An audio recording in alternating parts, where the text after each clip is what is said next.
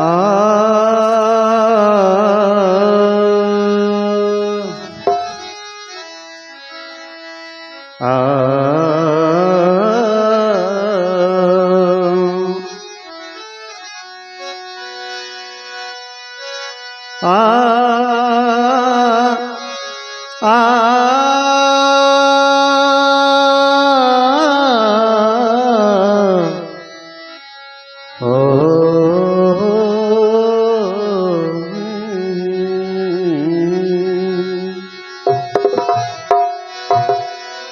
कुर्बान में मैं उनकी बख्शिश के कुर्बान कुर्बान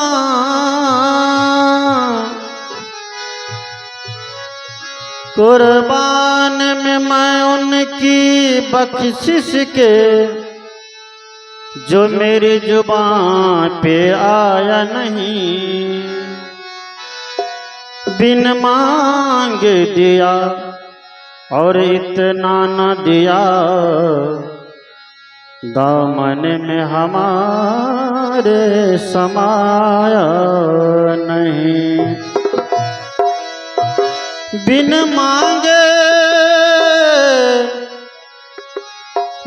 मांगे दिया और इतना न दिया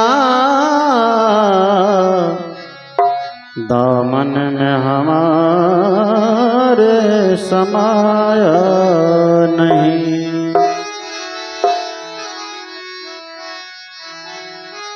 जितना दिया सरकार ने मुझको उतनी मेरी औकात नहीं जितना दिया सरकार ने मुझको उतनी मेरी औकात नहीं ये तो कर्म है उनका वरना मुझ में ऐसी कोई बात नहीं ये तो कर्म है उनका वरना मुझ में ऐसी कोई बात नहीं। बोलिए सद्गुरु देव की जय।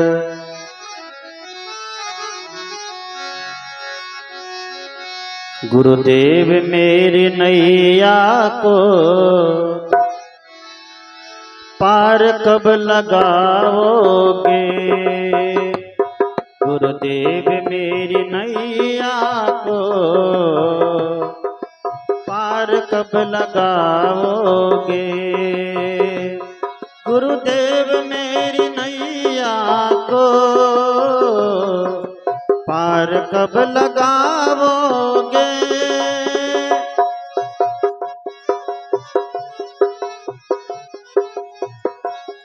गुरुदेव मेरी नैया को पार कब लगाओगे गुरुदेव मेरी नैया को पार कब लगाओगे गुरुदेव मेरी नैया को पार कब लगाओगे अब तो शरण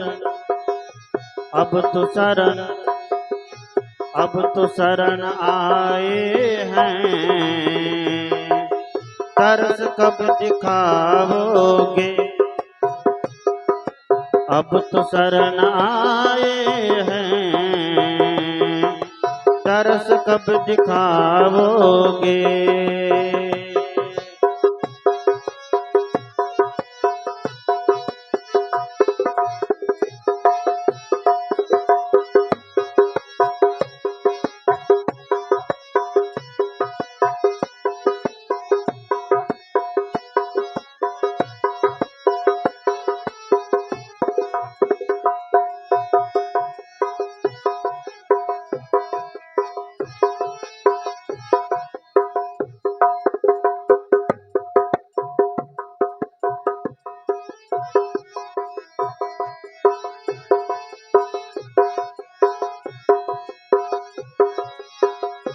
बीच भंवर में नैया डोल रही है मेरी।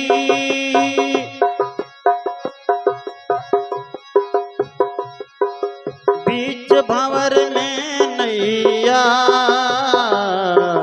डोल रही है मेरी। बीच भंवर में नैया डोल रही है मेरी। बीच भंवर में नैया डोल रही है मेरी। किसी क्षण में किसी क्षण में किसी क्षण में डूब जाएगी। जान कब बचाओगे। किसी क्षण में डूब जाएगी। जान कब निकालोगे।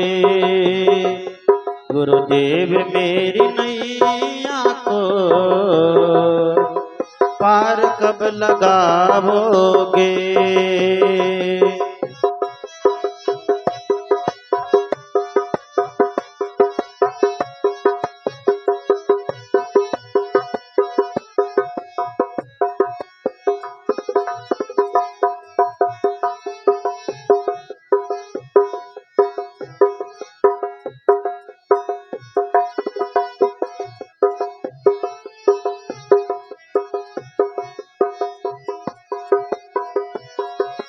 अहंकार विषयों में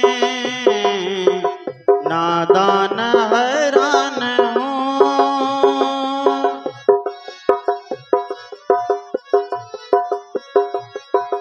अहंकार विषयों में नादान हैरान हूँ। अहंकार विषयों में नादान हैरान हूँ। अहंकार विषयों में नादान हैरान हूँ। घन घोर कोहरे से घन घोर कोहरे को दूर कब हटाओगे। घन घोर कोहरे को दूर कब हटाओगे। अब तो शरण आए हैं दर्श कब दिखाओगे। अब तो शरण आए हैं दर्श कब दिखाओगे।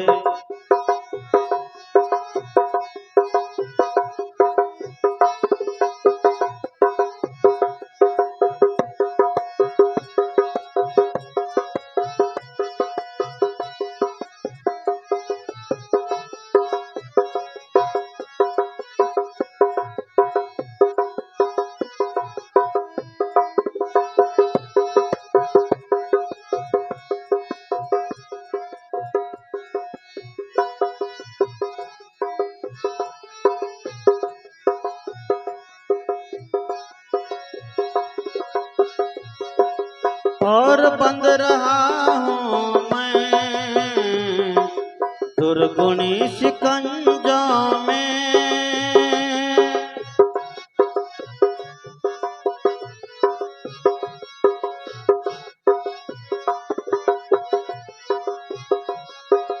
और बंद रहा हूँ मैं दुर्गुणी शिकंजों में। और बंद रहा हूँ मैं दुर्गुणी शिकंजों।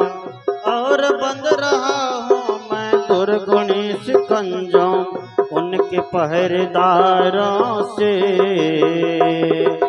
कैसे कब छुड़ाओगे।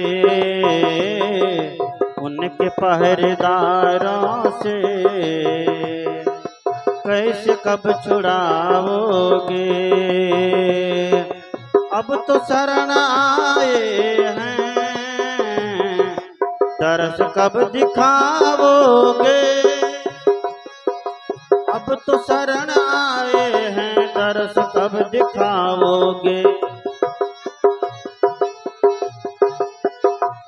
गुरुदेव मेरी नैया को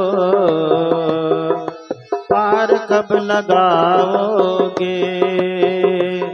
गुरुदेव मेरी नैया को पार कब लगाओगे।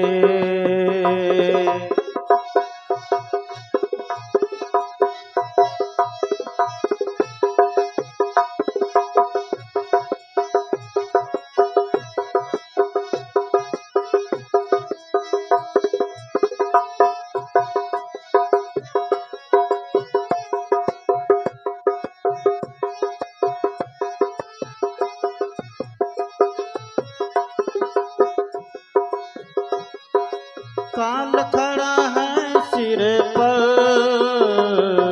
किस लिए हाथों में।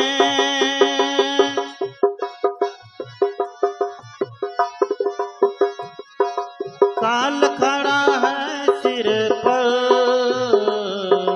किस लिए हाथों में।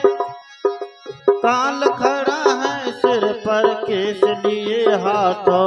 काल खड़ा है सिर पर, किस लिए हाथों में।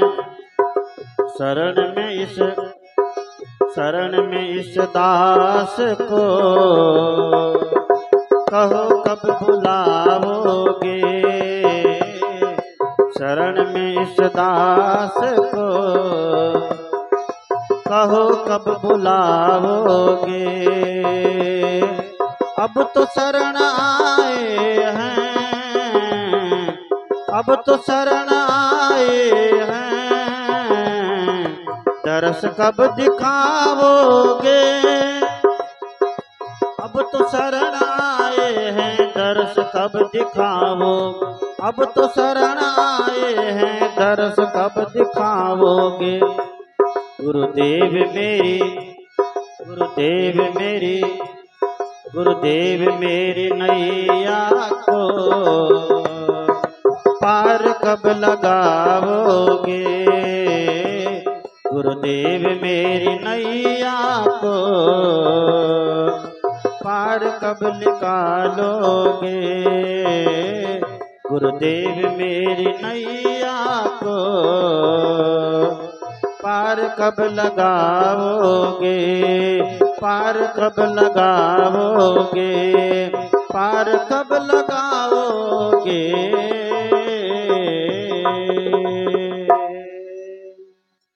बोलिए सद्गुरु देव की। कल शादी है, आज कुमरम है, इसको हल्दी रस्म कहते हैं। गृहस्थ जीवन का, गृहस्थ धर्म का विवाह सबसे बड़ा त्योहार है, सबसे बड़ा पर्व है। विवाह को गृहस्थ धर्म में सबसे बड़ा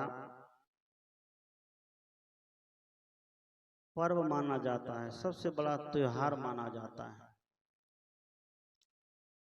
हम लोग देखते हैं कि शादी के अवसर पर जब शादी लगती है, जितनी तैयारी शादी के अवसर पर होती है, उतनी तैयारी जन्मदिन के अवसर पर भी नहीं होता है।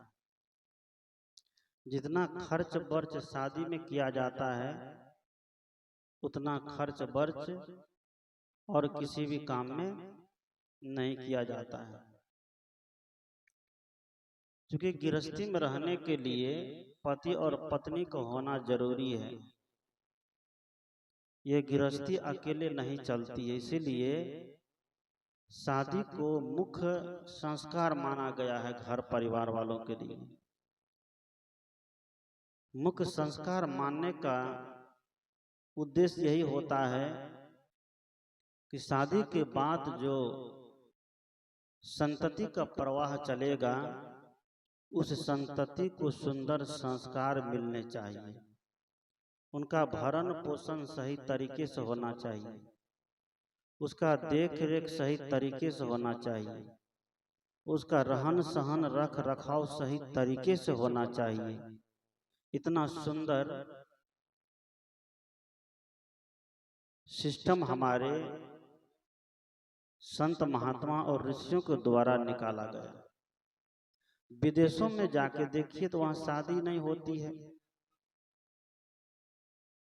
वहां एक एक नारी के कई कई पति होते हैं। वहां विवाह पद्धति पहले नहीं थी, विवाह का सिस्टम पहले नहीं था, अभी भी ऐसे रिवाज है, लेकिन हमारे हिंदुस्तान में ऐसा रिवाज नहीं है। हमारे हिंदुस्तान में मानव शरीर की बहुत बड़ी विशेषता गाई है, मानव शरीर का बहुत बड़ा महत्व दिया गया है।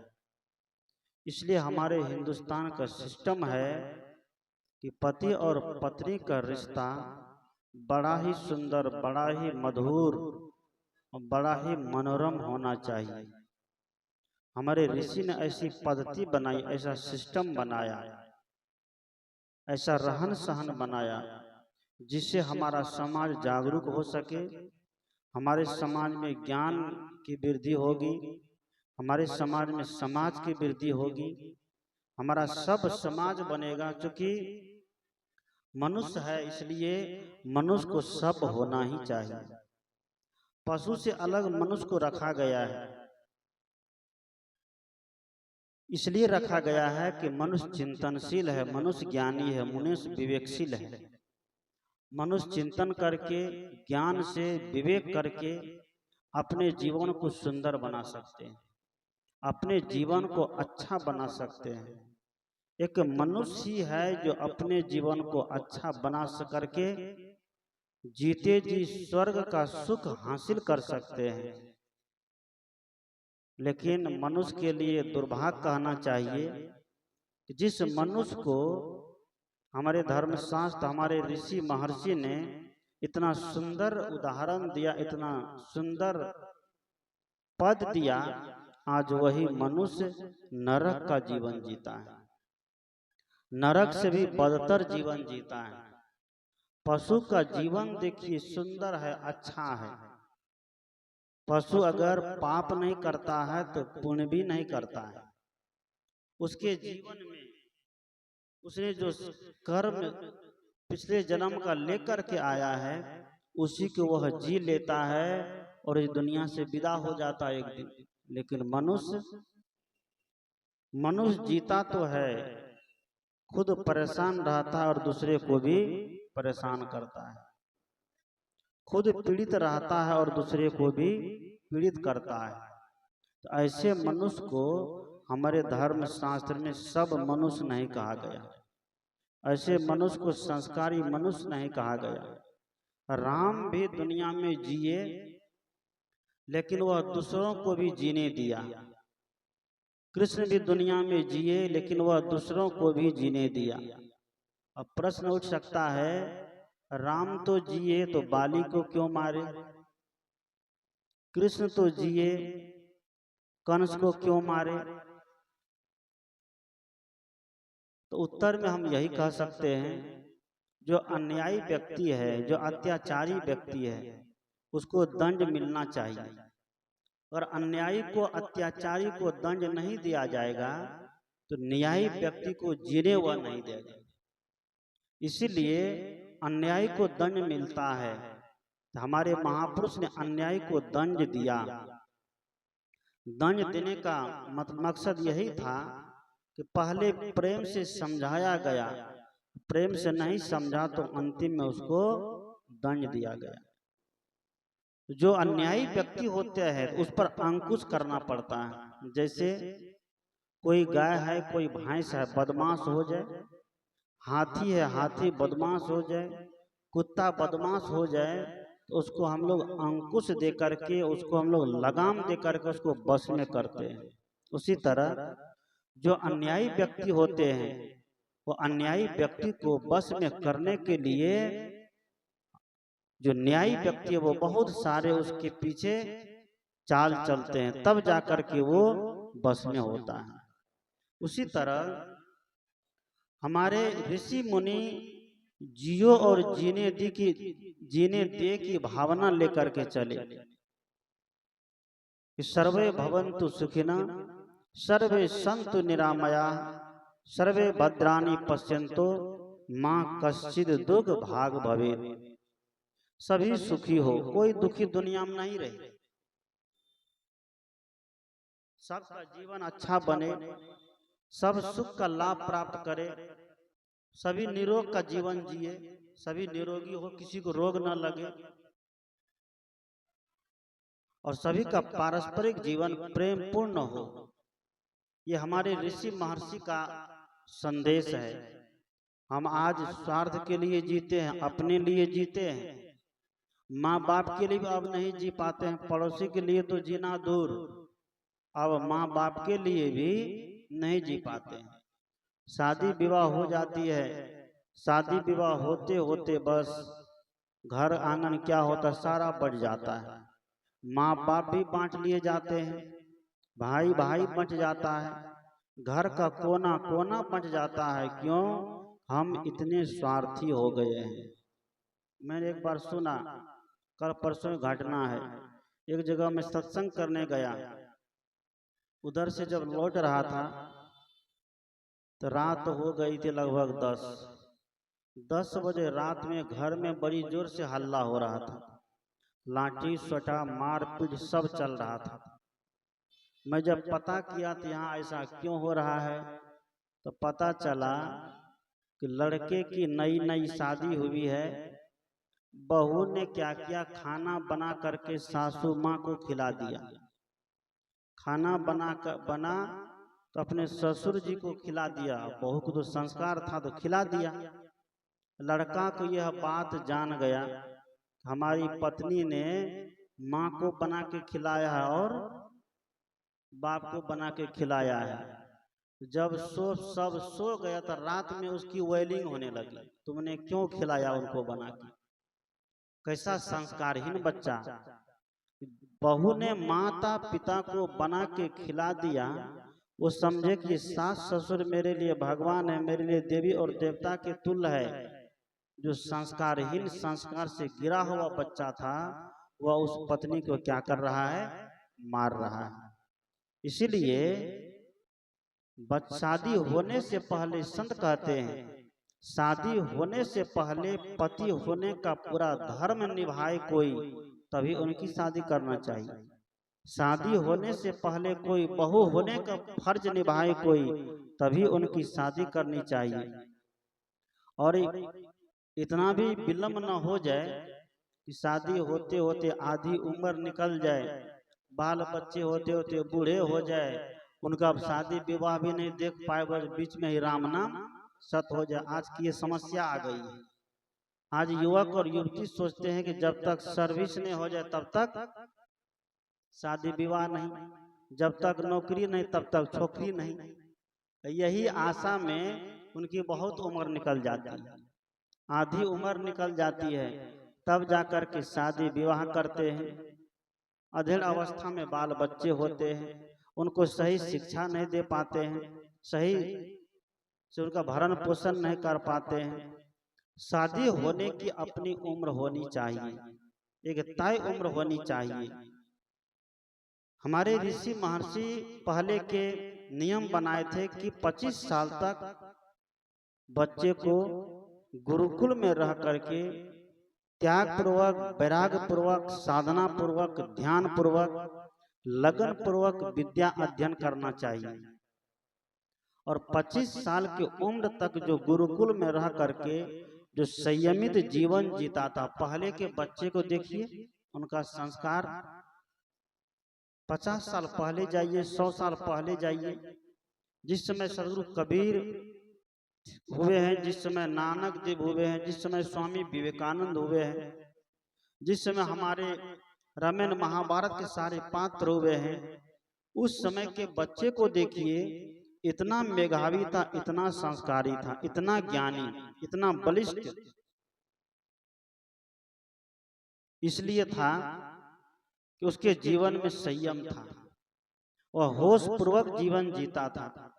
आजकल के तो बच्चे को देखते हैं, 5 से 10 साल की उम्र नहीं है, गांव में घूम घूम करके कोई गुटखा चुबाता है, तो कोई गांजा पीता है, तो कोई दारू पीता है, तो कोई इधर उधर करता है, कोई चोरी करता है, कोई बेईमानी करता है, कोई हिंसा करता है, कोई हत्या करता है, कोई व्यभिचार करता है। आज संयम नाम की चीज नहीं रह गई है, इसलिए संस्कार सिखाने की जरूरत अब हो रही है। 25 साल तक हमारे ऋषि बच्चे को त्याग पूर्वक, क्योंकि ब्रह्मचर्य आश्रम सबसे बड़ा आश्रम है। लोग कहते हैं गृहस्थ आश्रम से बड़ा कोई आश्रम नहीं, लेकिन ये गलत बात है। ब्रह्मचर्य आश्रम में जो 25 साल तक व्यक्ति अपने जीवन को साधता है, तो वही 25 साल तक जो पढ़ता है, जो गुणता है, वही आगे काम देता है। 25 साल के बाद शादी हो जाती है, मनुष्य बन जाता है पशु के जैसा। 25 साल तक जब अकेला रहता है, जब दो पैर रहता है, तब वो क्या हो जाता है? तब वो दो पैर जब तक रहता है तब तक वो मनुष्य है। शादी होने के बाद उसकी जिंदगी पशु से भी बदतर हो जाती है। पत्नी आ जाती है, अगर सही पत्नी आई तो ठीक, नहीं आई तो तू मैं झगड़ा लड़े कलह हर समय चलते रहता है। दोनों का परस्पर में अगर मन नहीं मिलता है, दोनों का संस्कार नहीं मिलता है, तो आपस में टकराव होते रहता है। हम लोग पंडित जी से बड़ा लगन मिलाते हैं, मुहूर्त मिलाते हैं, जन्म कुंडली निकालते हैं। ऐसे ऐसे लोग हैं। अगर लड़का और लड़की की जन्म कुंडली मिल गई तो ठीक है, नहीं मिली तो लड़की कितना भी सुंदर हो जाए, लड़का कितना भी सुंदर हो जाए, तो वहां शादी नहीं होगी। क्यों नहीं होगी? एक जन्म कुंडली मिलाने के चक्कर में। आज यह सब भी बहुत बड़ा भ्रम है। पंडित जी पतरा लेकर के बैठे रहते हैं, किधर से जजमान आवे कि जन्म कुंडली मिलाया जाए। ये सब भ्रम की बात है। जन्म कुंडली मिलाओ या नहीं मिलाओ, मन मिलना चाहिए, विचार मिलना चाहिए। अगर विचार नहीं मिला तो जन्म कुंडली कितनों मिला लीजिए। बड़े बड़े लोगों को देखते हैं, पढ़े पढ़े लिखे लोग के घर में देखते हैं, जो वकील है, डॉक्टर है, प्रोफेसर है, इंजीनियर है, और जब तक जन्म कुंडली नहीं मिलाएगा तब तक वो शादी नहीं होने करता है, नहीं कराता है। जन्म कुंडली का ऐसा चक्कर है। संत लोग उदाहरण में कहते हैं कि राम और सीता की जब शादी हो रही थी तो उसमें भी जन्म कुंडली मिलाया गया था, क्योंकि पंडित लोग बड़े बड़े धाकड़ सब थे, तो उस समय भी जन्म कुंडली मिलाया। लेकिन राम और सीता की दुख भरी कहानी सब जानते हैं। जन्म कुंडली मिला करके जिनकी शादी हुई, जनक जी सोचे थे कि तीन तीन पंडित, महारथी पंडित सब मिल करके सीता का लगन सौदा है, तो सीता के जीवन में कभी दुख नहीं होगा, कभी पीड़ा नहीं, कभी कलह नहीं होगा। लेकिन दुख ऐसा पड़ा कि शादी होते ही सीता का हरण हो गया, वनवास हो गया, वनवास में हरण हो गया, हरण के बाद दशरथ का मरण हो गया, और मरण के बाद सीता कहाँ चली गई? दशरथ जी अपने धाम चले गए और सीता रावण के पास चली गई। इतना दुख झेलना पड़ा उनको। इतना दुख झेलने के बाद भी जब कुछ दिन के बाद सीता आई राम के पास, तब तक में राम जी राजा बन गए थे। जब राम के पास आई तो राम ने उनसे अग्नि परीक्षा मांगा। हमारे समाज की बहुत बड़ी विडंबना रही है, पत्नी अगर अलग हो जाए तो उनकी अग्नि परीक्षा मांगी जाती है। और राम भी तो अलग रहे थे, राम से कोई अग्नि परीक्षा नहीं ली गई। राम का कोई अग्नि परीक्षा नहीं, लेकिन सीता की अग्नि परीक्षा ली गई। अगर पति और पत्नी दोनों बराबर है, अगर सीता की अग्नि परीक्षा ली जा रही है, तो राम की भी अग्नि परीक्षा होनी चाहिए। लेकिन लोकोपवाद के डर से, भय से, राम जी की अपनी मजबूरी थी, क्योंकि वह राजा बन गए थे, वो एक राज्य के मालिक थे, और परिवार, राज से बड़ा परिवार कभी नहीं हो सकता। बहुत लोग प्रश्न उठा सकते हैं कि राम जी वनवास गए तो सीता भी चले गई अपने मन से। जब सीता वनवास जाने लगे तो राम जी नहीं गए, तो इसका भी उत्तर है राम जी उस समय राजा बन चुके थे। एक राजा को, एक गुरु को, उसे ये भी देखना पड़ता है कि गांव में, समाज में मेरे लिए चर्चा किस तरह की हो रही है। अगर गलत चर्चा हो रही, इसका मतलब है कि कुछ ना कुछ कमी है, उस कमी को दूर किया जाए। तो राम के लिए यही चर्चा चल रही थी क्या, कि जो सीता ने इतने दिन तक रावण के यहाँ रही, श्री राम जी उसको फिर अपना लिए, उसी तरह हम लोगों की भी पत्नी किसी के साथ कहीं चली जाएगी तो कुछ दिन के बाद जब आएगी तो हम लोग भी क्या करेंगे, रख लेंगे। ऐसे में समाज का सिस्टम क्या हो जाएगा, गड़बड़ हो जाएगा ना। समाज का संस्कार खराब हो जाएगा, समाज के युवक और युवती का मन बढ़ जाएगा। आज जो ढिलाई हमारे समाज में हो गई है, इस ढिलाई पर हमें समाज को एक होकर के कड़ाई करनी चाहिए कि आज सबका मनमाना व्यवहार समाज में हो गया। क्योंकि शिक्षा बढ़ गया है, शिक्षा जब से बढ़ी है, शिक्षा के साथ साथ मनुष्य का जीवन सुंदर होना चाहिए, अच्छा होना चाहिए, हो गया उल्टा। जब से शिक्षा बढ़ी है तब से बिल्कुल मनुष्य का जीवन लापरवाह हो गया है। पहले शिक्षा नहीं थी, समाज के नियम में बंधे रहते थे। एक युवक अगर गलत किया तो समाज के लोग बैठ करके उनको इतनी फजहती करते थे कि दूसरे युवक की हिम्मत नहीं होती थी कि हम कभी गलत कर दे।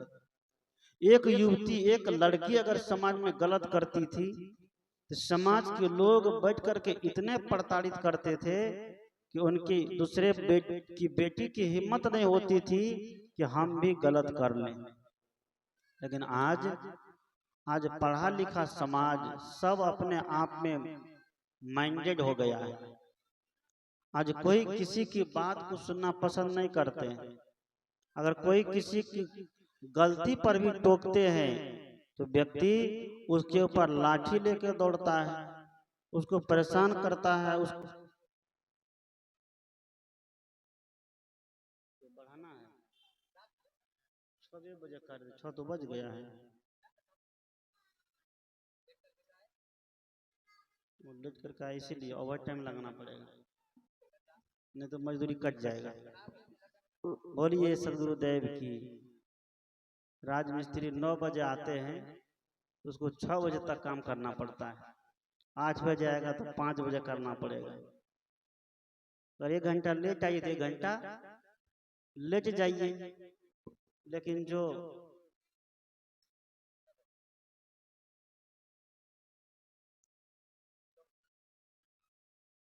बोलिए सदगुरु देव की जय। सदगुरु कबीर साहिब की, सभी संत महापुरुषों की जय।